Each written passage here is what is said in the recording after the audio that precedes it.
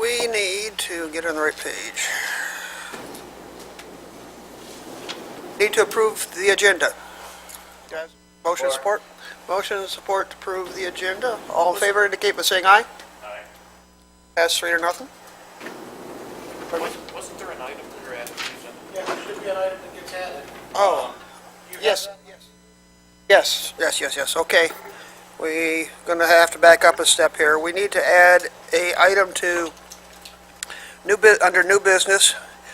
It's a resolution to authorize the street naming and address review committee to review the street naming and address ordinance for potential changes. That'll be added under new business. Yeah, so we can send it to the full board.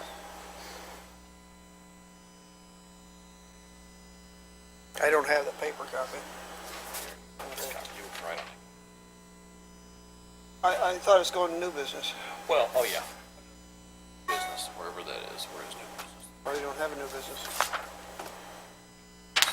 Want to just make it J? Make it J, that is new business. That's Or other committee. business. That's this committee. Right here. Okay. Right there. We're going to make that item J under committee items. Four, yeah. We need to approve the agenda with that addition. Motion and support? Okay. All in favor indicate by saying aye. Aye. Passes 3 to nothing, thank you. Public comment, we have the first session of round of public comment, 5-minute limit. Any public comment? No public comment, thank you.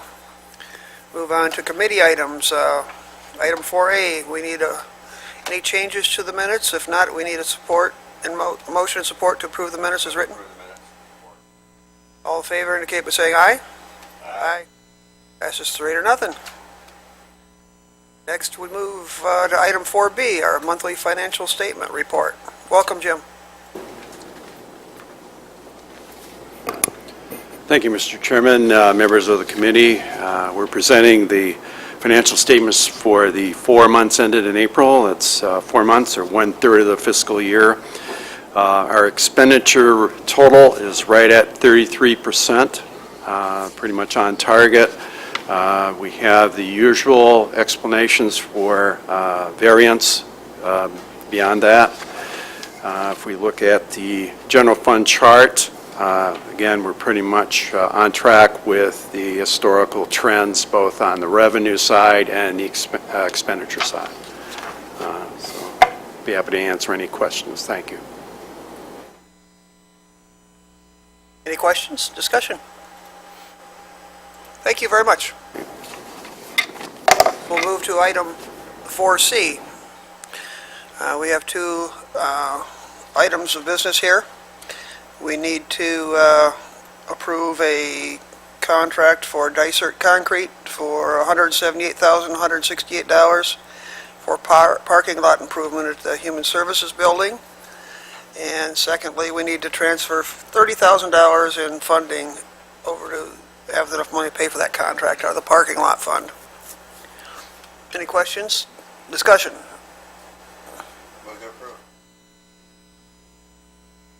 Okay, we have motion and support. We'll do, okay, let's do that in 2 motions, though.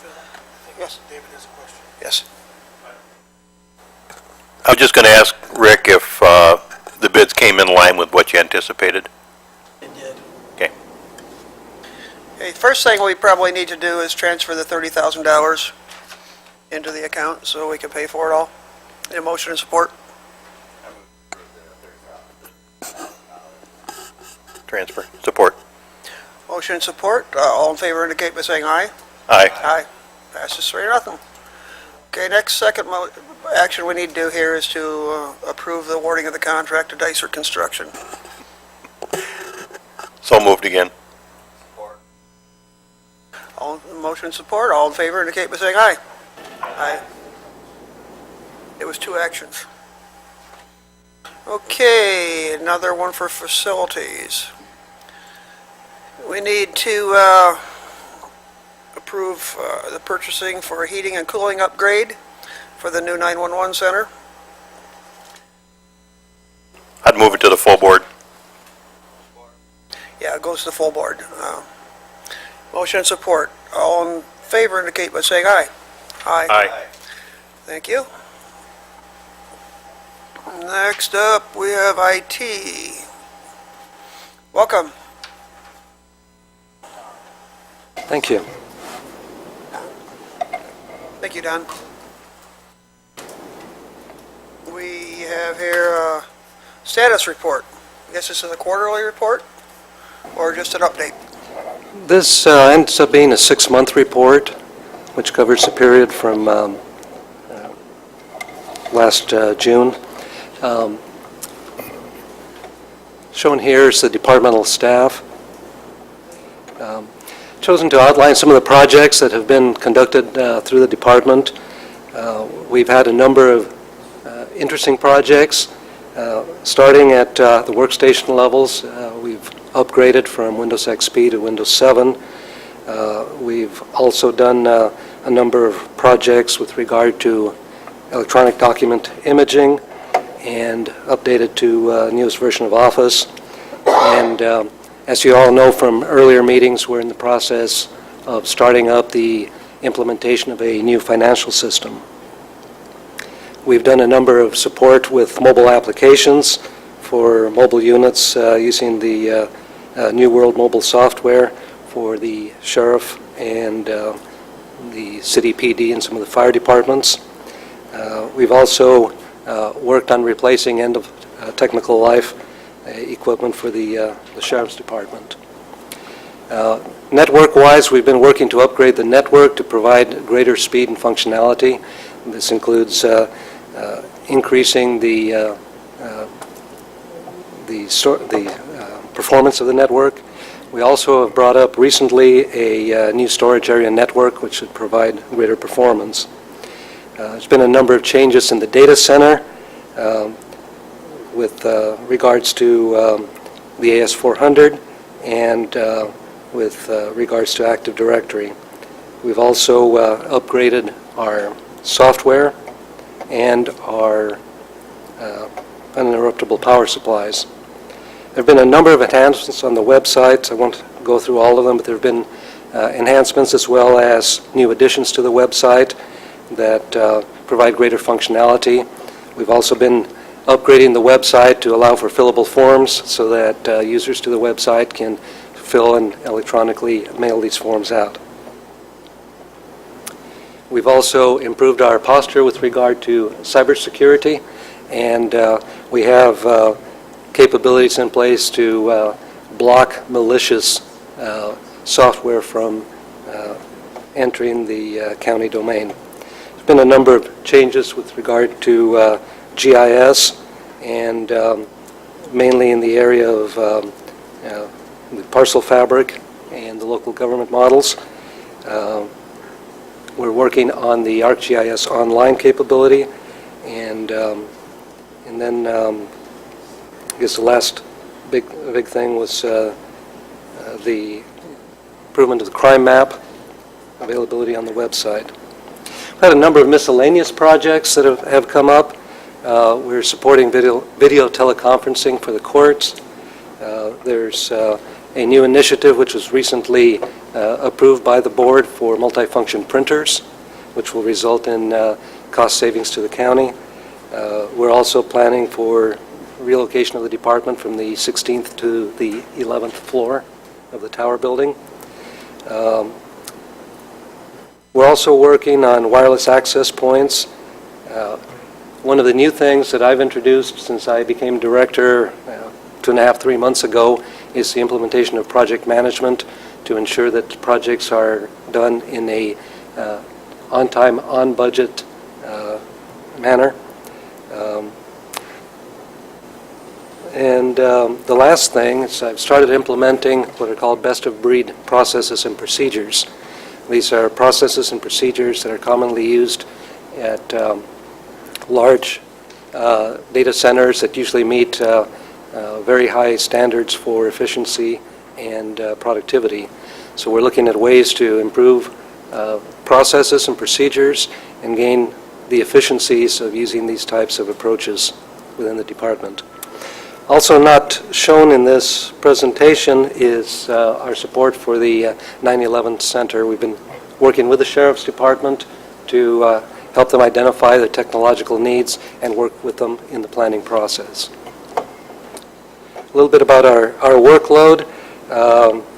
Trouble tickets are shown in the upper left-hand corner. As you can see, it's relatively stable.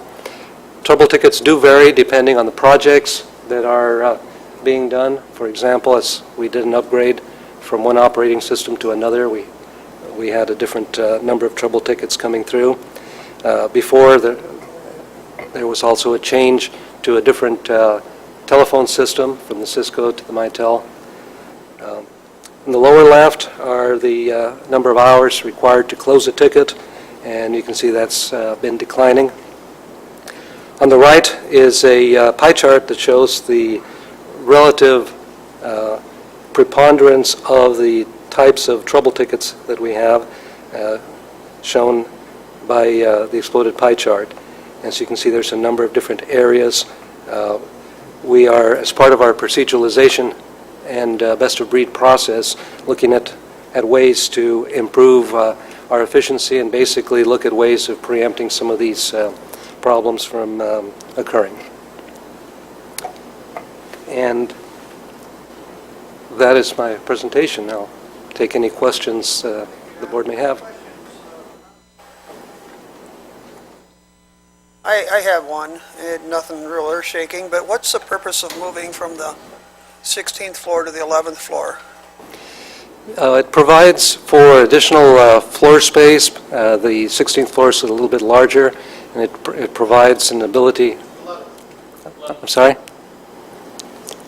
The 11th floor has a slightly larger footprint, and it'll provide us with the ability to do some rearranging of desks. We are looking at trying to incorporate the GIS team into the same area because we'd like to gain the synergies of interchange between GIS and IT. Thank you. Don, just one comment. Thanks for the Falcon Cam. My wife is addicted to that thing, and she was disappointed when it went down outside and you had to put a stand-in one there, but she's much appreciative. Oh, thank you.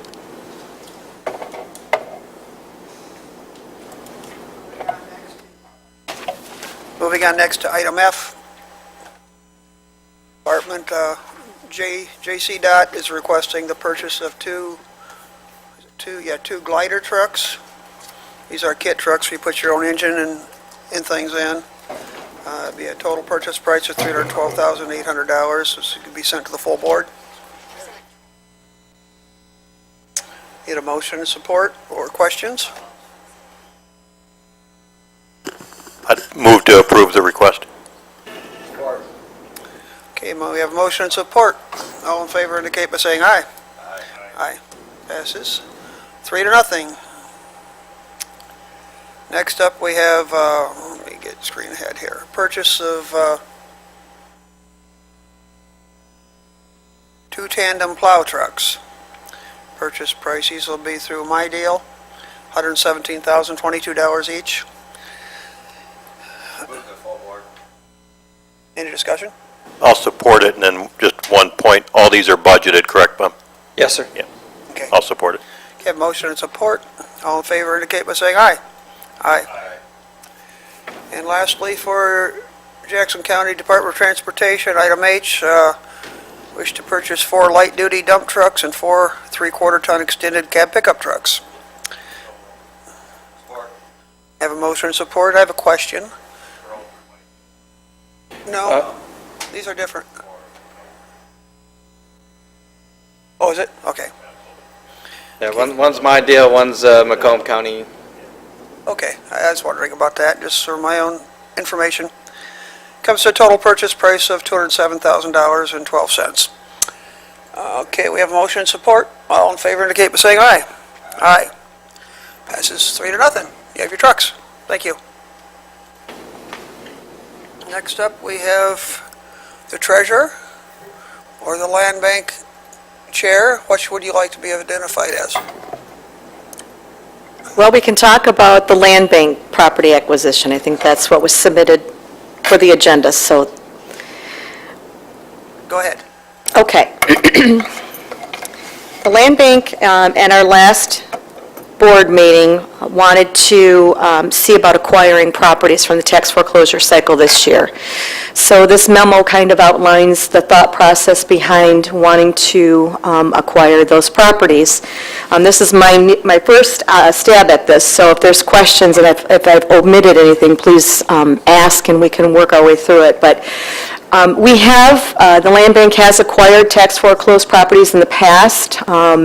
We've done it numerous different ways, some successful, some not successful. And trying to determine what would be the best way for us to go about this, we decided to, as a board, go through the resolution process. And so that's what we're offering or suggesting that we do this year. I enclosed a sample resolution that was done back in 2006. We highlighted the properties that we're interested in acquiring.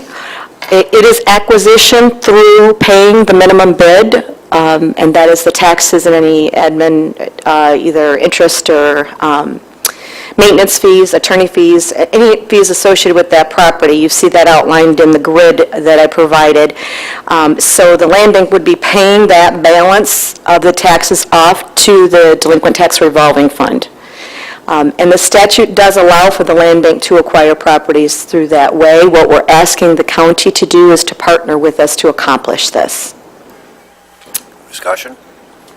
Commissioner Elwell.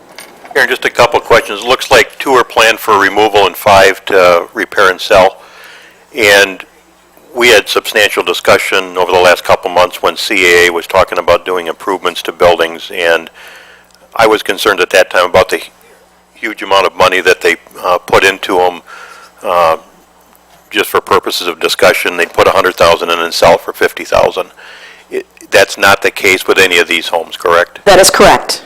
So- Minimal improvements, we want to make sure that if the county does allow the land bank to acquire these properties, that we make them affordable for a purchaser to come along, and we also want to make the financing options available. So in one of the pictures, you'll see there was a garage that wasn't sided. We're looking at seeing what costs are associated with putting siding in the house to make that property more affordable for hopefully a first-time homeowner or a homeowner that may need financing. So we're we're not going to throw a lot of money into these properties. That's not the discussion and the intent of this when we brought this to the land bank board. So we're talking about minimal improvements to get it so that it's, I guess, more marketable to those that may need to do financing. Yeah, my concern with the last ones were that they were trying so hard to make them affordable that they were taking a huge loss on them. Yes. And then recently, I read the Free Press and the Detroit News a lot, and that's the same issue they've had over there with huge investments of hundreds of thousands of dollars and selling the houses for less than $100,000. And I don't want, as one commissioner, to fall down that path, so. Well, I can tell you the land bank money doesn't have that kind of money. We have about $180,000 cash on hand, so we are definitely very mindful of what we want to do as far as improvements to the properties. So the history is, if we've done these up until now, we don't sell them at a loss, and that is not your plan with any of these, correct? That's correct. Okay. Appreciate the report, and that was a good question there, too. Sure. These definitely aren't to be sold for a loss, which is obviously a good thing. And also, just I know it's in your report and it's been said, just to clarify, and these will be sold to be owner occupied as well, too, which I think is very important, so. That was definitely part of the conversation when we were looking to acquire these, that we wanted them to be owner occupied. Right. And we probably will look to do deed restrictions when we go to sell, so that we have that in the actual deed. Thank you. I'll move to send the request on to the full board. Okay, I have one question, Karen. Yes. My only concern here, I'm going to support this, most likely, but when we just pay the taxes owed, that money is not, well, we're buying for minimum purchase price. If we put them on the market and auction them, we'll probably get much greater value out of the property. But that money, if we put them on the market and auction them off, go into the delinquent tax revolving fund. And this money will go into the land bank, which I don't have a problem with. But what's our tax forfeiture looking like? Or the auction, are we going to have chargebacks to the different townships or anything where we're going to hurt the township by pulling them out at minimum value? No. Good question. Let me put my treasure hat on. This foreclosure cycle, we foreclosed on 259 properties. Of that 259, 141, I believe, are in the city, and the rest of the 118 are in the townships. So our numbers are still, they're plateauing a little bit, but they're still high. The 7 properties that we are looking as the land bank to acquire and pay the minimum taxes, it's a pop shot. You never know what's going to happen at the tax foreclosure auction. They may get the minimum bid, they may get above the minimum bid. So yes, that needs to be considered when we're looking at this. I don't think that would be a significant impact as far as monies that would have been achieved at the auction over and above the minimum bid. The other nice thing about this is the land bank is trying to partner with the county and utilize the mission of the land bank and be an economic development tool. We also want to promote our mission to provide affordable housing. This is one way to do that. By the land bank acquiring those properties and taking and paying those taxes off, we're ensuring that there's control over those properties versus if they went up to the auction, anyone can purchase them. So they could be investors, they could be people who don't even live in our community. So you have to balance that. And when the land bank was looking at acquiring properties, we only went for 7 properties. There are 259 properties out there that will be made available. So we do try to balance that and understand how it impacts the Treasurer's Office and the Delinquent Tax Revolving Fund. As far as chargebacks, I don't know what's going to happen as far as what type of dollars we earn at the first auction. I'd like to think that the economy is loosening up a little bit and we will have a good auction, but it's not for me to say. We have to wait to see what happens at the auction. Understand, and I like the fact we've basically returned to our original mission. And we had to get away from it for a while, and the original mission sounded like it was a good... As the land bank, yes. Any further discussion? Commissioner Elwell? Carrie, just one more question, well, maybe 2-part, I guess. Is there wisdom in waiting until the second auction to see if these sell, and if they don't, then taking them? And before you answer, the resolution that you had in the packet, was that at the first auction that we took them last time, or was it the second, if you know? If I remember correctly, the resolution was dated from July of 2006, and that would have been prior to the first auction, so I'm answering the second part of the question first. So, yes, that would have been prior to the first tax foreclosure auction back in 2006, when the land bank originally asked to acquire those properties. As far as whether or not it makes sense to wait until the second auction, we as the land bank want to make sure that we can take the properties. So we really did an assessment on all of the foreclosed improved properties that came through this tax cycle. There are a lot of properties that are in significant disrepair and really blighted. So we're trying to look as the land bank what is a cost-benefit analysis for us. So we looked at properties that weren't too far gone, that weren't going to require a significant amount of money with the intent that we would turn it around and sell it. So it's a balancing act. You kind of have to do almost a house-by-house assessment. Would it be smart to wait to the second auction? We certainly could do that. But again, it's our intent to take control of these properties right now prior to waiting until the auction in August so that we can go do the improvements and hopefully get these properties back on the market as soon as possible prior to the auction. That'd be nice, but I'm not sure if we'll get through that timeline. Well, we hear real estate starting to come back, and I wonder if there's wisdom in that it would save criticism from the public that might think we're cherry picking, and if they were still here after the first auction, it'd make it easier for us to make the justification for it. I'll probably still support it in the end when it gets to the full board, but I think it merits discussion, and the reality is that with 2 of them, you've made an assessment that they're not worth fixing, and you're going to knock them down for blight removal, which is fine. I think that's different. The two trailers in Leone Township have been a significant issue for the township. We currently have 5 properties already that we've acquired through the year since 2006 as the land bank to improve that area. So we've worked in collaboration with the township. They're letting us know that let's acquire these properties, work together to remove the blight. So there may be people who would be interested in the property, but that would only continue the problem in that township by the land bank taking control of those, removing the trailers because they're both sitting vacant and they're attracting vandals and kids, and it can be dangerous. If we remove those trailers and green space it, we're improving that area. Should be easier with a trailer. You hook up to it and pull it out, huh? Karen, do we have any properties right now the land bank owns that have not sold or not? We have vacant properties right now that currently in the land bank inventory, no houses, no structures. Okay, thank you. A statement on follow-up to what Karen said. This is a high bidder auction. The second auction starts out at $1, and anything that's of any value seems to move in the first auction. These houses wouldn't be their second go-around. They'll be grabbed up.